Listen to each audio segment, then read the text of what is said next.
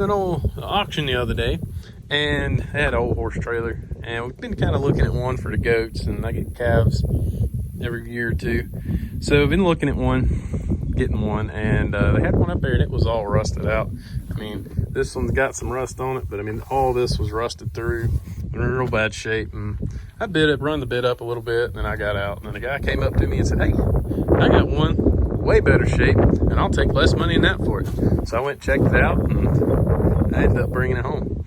So now this thing is a 1968 two-horse trailer, and you can tell I've already went through, ripped out the floor.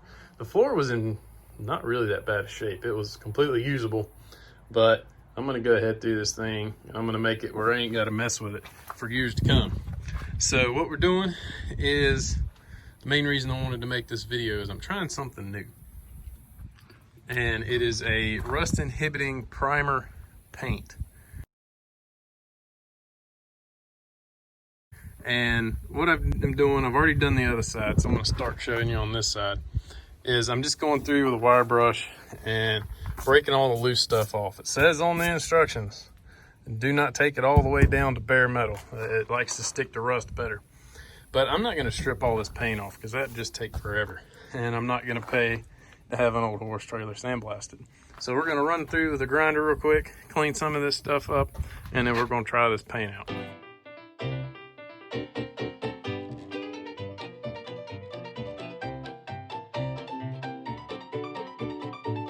I went through with the 3-inch wire brush on the grinder, and all the areas that have paint, I went ahead and did those as well. It's coming off in some areas, and I need a good scuffed surface for it to adhere. And now the areas I can't get to with the grinder, I'm just going to take a brush and I'm going to brush those up real good. And you know, I'm not going for beauty.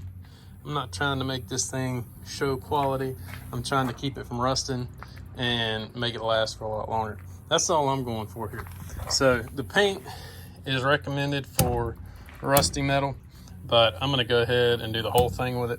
And because I've got a lot of bare metal in areas where rivets or it's been beat up, bolts where, you know, it's bare. So I don't really want to take an etching primer and paint over that because, you know, the rust is just going to come back. So what I want to do, dang chicken scared the crap out of me. But what I'm going to do is I'm going to drill these rivets out and take this light out, clean up all these little areas, and get to painting. All right, so this is the paint primer I was talking about. It's technically a primer, but with 2 coats at, I don't remember the thickness it says on here, but with 2 coats, it is a sealer as well.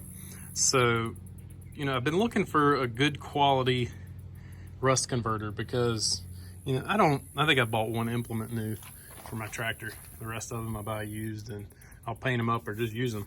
But I wanted something that works good, and this stuff's about $80 a gallon, but it's water-based. You can paint over something with moisture on it, which is something I don't ever really worry about, but I need a good rust converter primer and paint that, you know, I can use all the time because I'm all the time fixing stuff up. And, you know, I wish it came in a black, and then I could use it for my trucks and stuff like that. But I wanted to just kind of get this, go ahead and spend a little money and see how well it works. I've already opened this up and used some of it, trying to get the sun in and out. But I put a picture in when I first opened it. I was getting ready to send it back. But you do have to mix this stuff up really, really well because it looks like cottage cheese. But it's a water-based, so if you're going to use a spray gun, which I tried, but I was thinking I could do it with my air compressor. I got a regulator and everything, and it just doesn't like to spray, and my compressor kept cutting out because it was overheating. So I'm just going to brush it on, and you can brush it on or you can spray it either way. So if you're going to spray it, you mix 20% water. If you're going to brush it, you just leave it like it is.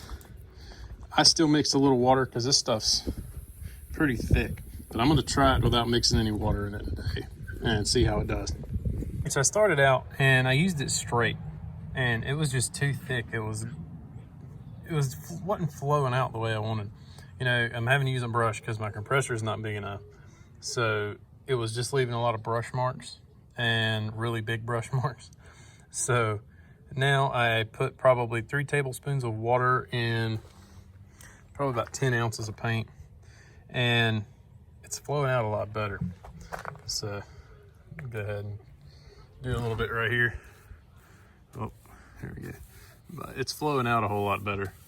And as far as using a brush, it works pretty good. So when I was spraying it, I did, you know, the recommended 20%, and I mean, it wouldn't even come out of the gun. I think I had to mix it like 40 to 50% to get it to come out of the gun. It may have just been the batch that I had, but it was way too thick. But now you can see it's covering good, not leaving any white through too bad. And then I'll go through, once it kind of starts to dry a little bit, I'll tip it.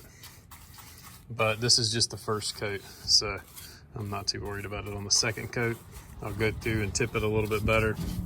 And I might try a roller to get it nice and smooth. But so far, it seems to be working pretty good for brush on paint. That's for sure.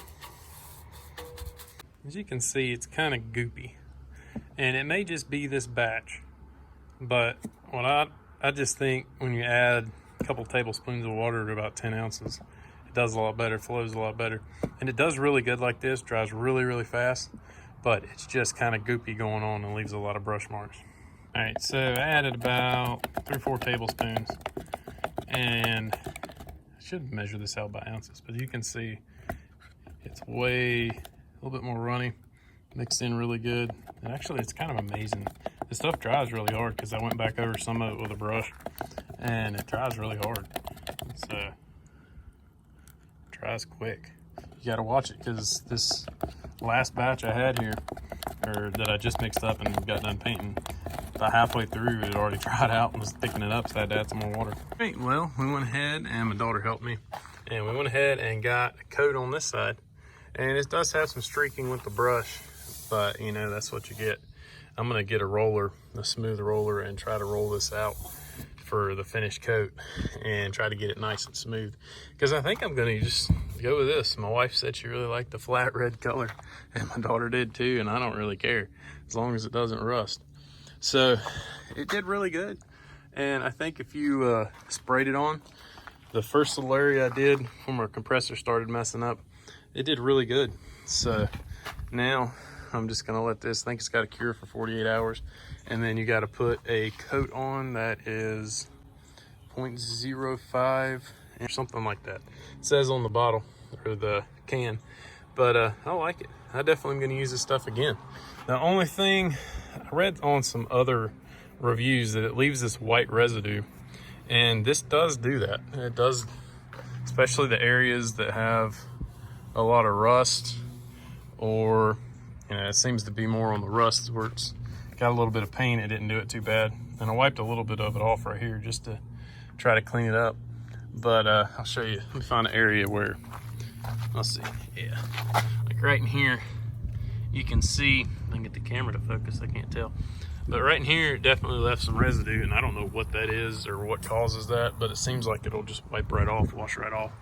So it doesn't seem like it's too big of a deal, but it definitely looks good. And I'll definitely buy some more of this stuff. I mean, a gallon goes a long ways, and for it to do a seal coat as well. And if it doesn't do what I hope and it starts peeling off in a couple months, I'll do an updated review on it. But I think for $80, enough to paint this whole thing. And I think I'll have enough to do 2 coats and do the inside as well, which I'm still cleaning it up. And inside looks pretty rough, but it's not rusted through, so that's the main part. But I went ahead and cleaned with the wire brush the majority of that, and I'm gonna go ahead and paint that as well. So I like it. I'll use it again, and so far so good. If it's not good, I'll do another review, but so far I like it. I got to get my shadow out of here, but this side, you can see I've already put another coat on this side, and I wish I'd have cleaned the paint off all the way, but I mean, that's just gonna be almost impossible. I really would have to get it probably sandblasted, but you know, I think it looks pretty dang good. It's just an old horse trailer, and I'm gonna use it for our goats and to get calves, so I like it. I think it's gonna look good and work good. And I gotta clean some of this up, and I'm gonna go back and touch up some areas, but I'm not trying to go for a beauty contest. I just don't want it to rust through, and I want it to last for hopefully the rest of my life. Maybe my daughter, when I'm gone, can get some use out of it. Though, if there's a lot of people out there like me, you're always looking for a new kind of paint for rusty stuff, because I'm all the time fixing stuff up. So I like this a lot. It's a little expensive, but it seems like it's well worth it. Well, it's starting to get late, the sun's starting to go down, and I'm gonna go get in the woods. So this stuff works great. And you know, it does leave that residue, but that doesn't seem to be a very big deal. I'm sorry, I'm nasty. I've been wire brushing my butt off. But I hope everybody liked the video, and please subscribe if you haven't already, and we'll see you next time. I'm gonna go get in the woods. What are you doing, girls? Don't lick me.